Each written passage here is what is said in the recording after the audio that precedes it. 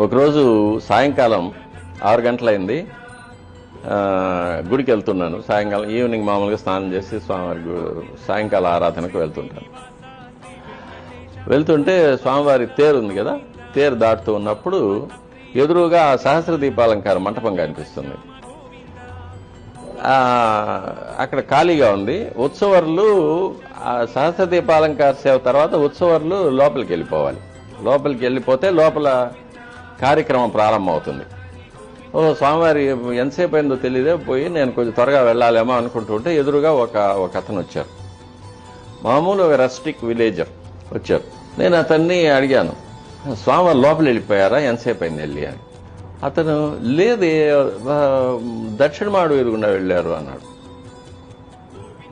అప్పట్లో ఇప్పుడైతే రోజు స్వామివారి ఉత్సవం వస్తారు, సహస్రదీపాలంకార తర్వాత వీధి ఉత్సవం వస్తారు.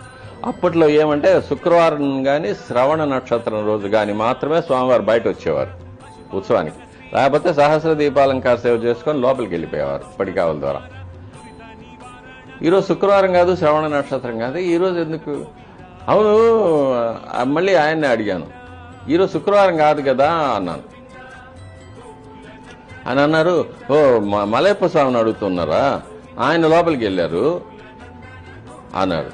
మరి అక్కడే వెళ్ళింది ఎవరు అంటే పెద్ద ఆయన అటు వెళ్ళాడు అన్నాడు. అనేసి ఇట్లా వెళ్ళిపోయాడు ఆయన. నాకు అది మైండ్లో ఒక 3 సెకండ్స్ 4 సెకండ్స్ పట్టింది ఆయన చెప్పింది అర్థం చేసుకోవడానికి.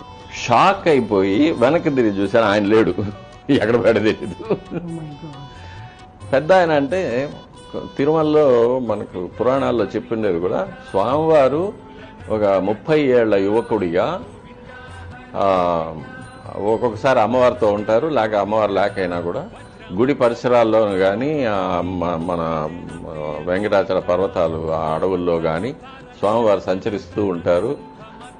వారికి ఏదైనా భక్తుల్లో ఎవరైనా అంటే నిజమైన భక్తుల్లో ఎవరికైనా ఏదైనా సందేశం ఇవ్వాల్సి ఉంటే, లేకపోతే ఎవరైనా అనుగ్రహించాల్సి ఉంటే చూస్తూ ఉంటారు, లేకపోతే ఏం జరుగుతూ ఉందని చూస్తూ పోతూ ఉంటారన్నమాట. ఆయన విహరిస్తూ ఉంటారనేది సత్యం. అది చాలా సార్లు తెలుసు మాకు. ఆ రోజు నాకు ఆ షాక్ అనమాట. అంటే ఆయన వెళ్ళాడు అని, ఈయన చూశాడు అని, మరి ఈయనెవరు అర్థం కాల నాకు.